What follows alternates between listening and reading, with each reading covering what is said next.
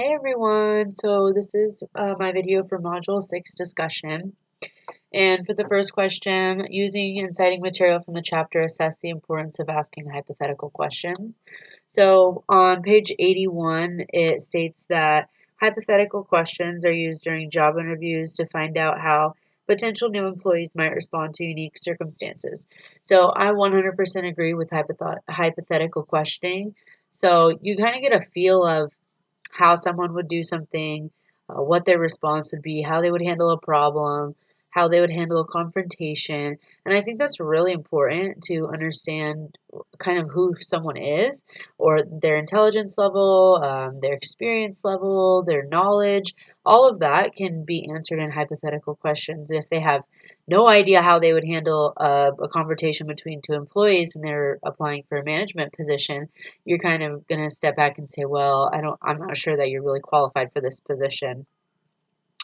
So gauging their job suitability from hypothetical questioning, I think, is probably the best that an interviewer could do because they get to know that person on a professional level and how they would answer that question. And hypothetical questions are different from probing questions. Probing questions are really just like getting someone to elaborate more on what they've stated before or that maybe the interviewer wants to know about, like, let's say, job experience. So they say, oh, well, you worked here. Later on, they may say, well, why don't you tell me a little bit more about the type of work that you did or your sales numbers and goals or whatever it may be. They're trying to find out more information and they're kind of probing that person for more information. And I think that's different from hypothetical questioning because it's more about what information they're going to offer instead of in that job how they would handle a certain situation, if that makes sense.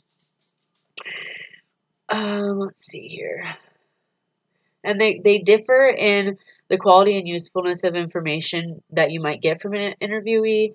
Like I said, hypothetical questioning is more about how they would act in the job or how they would act in a certain situation. And probing questions is more tell me about you and tell me how you would have done this or tell me about a time that you had a problem or whatever. It's a little bit different than hypothetical questioning. Let's see, what do I think has been key for my greatest success and greatest failures? So I think that really the ability to communicate with people has opened a lot of doors for me in the career world. Um, and just being able to really tell somebody what I want or what I'm looking for, or what I want to get out of a job, or if I want to move up in a company or whatever. I'm pretty good at making that verbally known and showing that I'm ready or, by my work ethic or whatever. So I think that's contributed to my greatest success and probably my greatest failure also. I've been told in management positions that I'm bossy. So, 18, 19 years old, being a manager, you're not experienced. So 10 years ago, I thought that I could use my power of authority over people and get them to like me. And that's just not how it works.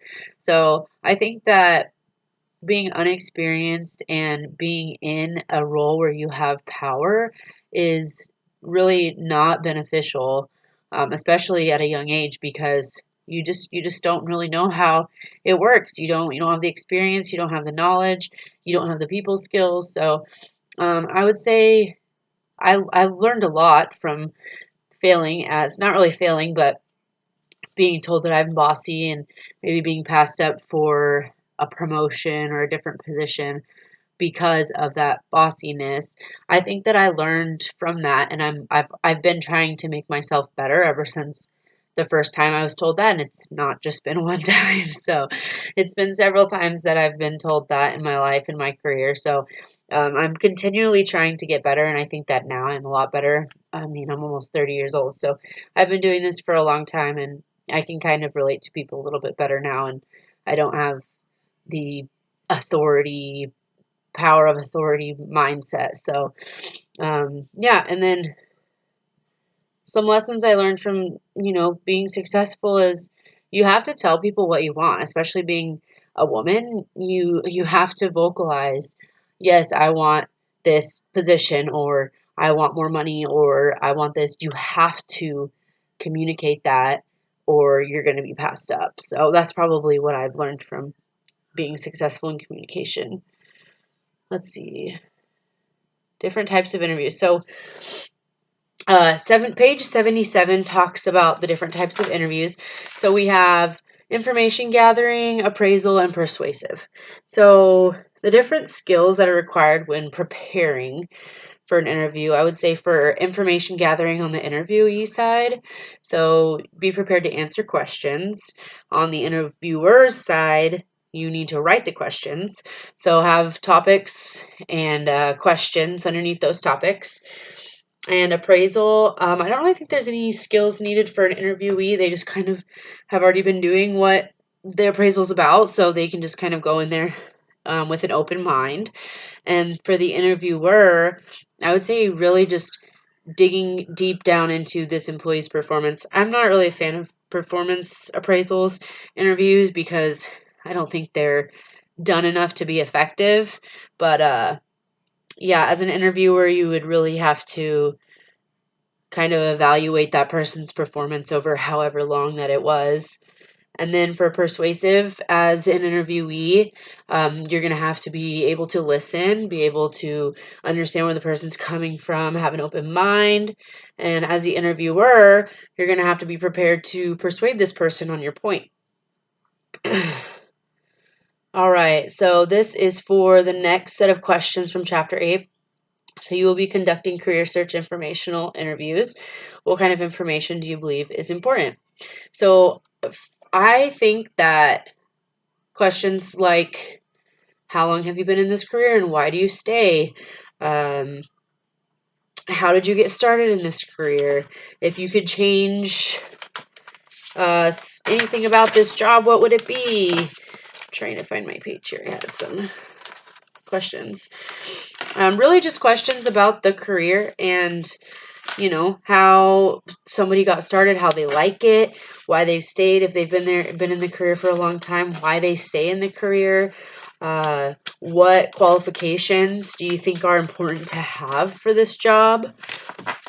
Let's see here. All right, here we go. So let's see. Describe the ideal person. So what I was saying, what do you like most about your job? What college or university courses do you wish you had taken for this position? I think that's a really good one because we all have the opportunity to take these courses. So we can do that and take advice from somebody who's been in this position for a long time. And they can say, oh, I really wish I was prepared for this. And then we can do that. Who else should I talk to about this type of career position? So that's also an important one because it gives you more contacts. And I think that that's really important too. All right. Discuss the relevance of information gathering interviews. So page 92 says investigating an issue. These are ways that information gathering interviews, what they're used for. So in investigating an issue, conducting research, diagnosing and solving problems, and to learn why employees are leaving a company. So definitely those are all valid points why you would conduct an information gathering interview. Yeah, so those four the relevance, that's what you do if you need to do one of these things. You do an information gathering interview. Again, investigating an issue, conducting research, diagnosing and solving problems, and to learn why employees are leaving. And I chose question 2 for the next question. So according to our authors, what kind of tasks and relational messages might be useful when interviewing and being interviewed? How might they differ in informational and career search and job interviewing? So page 102, these are some first relational messages from an interviewee to an interviewer. And it says, thank you for your time. I realize interviewing takes a lot of time and I appreciate the time you have given me. So that's relational. It's saying, oh, hey, thank you so much for interviewing me. Another one is, I know you must be incredibly busy and I appreciate you meeting with me. Again, on a relational level, just kind of being polite and saying thank you. And then for a task, which is I think, really awkward to do, but I would like the opportunity to serve that organization. Can I do that? So basically, you're asking for the job. So this would be a task message because you're trying to say, can I have this job? And then when interviewing, it would be the opposite. So thank you for coming in. I know you probably have other interviews. Thanks so much for taking time out of your day to meet with us. Or I enjoyed talking with you. I look forward to learning more about you, or whatever it may be. So I think that they are different in informational or career search and job interviewing. In a job interview, it's a little bit more professional. So I want this job. I'm going to tell you everything I can to get this job. I'm going to explain all about me, and then I'm going to say thank you, and hopefully I'm going to get a call or whatever. And then in an informational or career search interview, I think it's a little bit more laid back. So you're learning about this person's career, or you're getting information from this person, and it's a little bit different because you're not trying to get a job. You're not, on eggshells trying to say the right thing. So I think that in a career search or informational interview, it would be more along the lines of, thank you so much for telling me about your career. I enjoyed getting to know you, or something along those lines. So, all right, that's all I got. Thank you.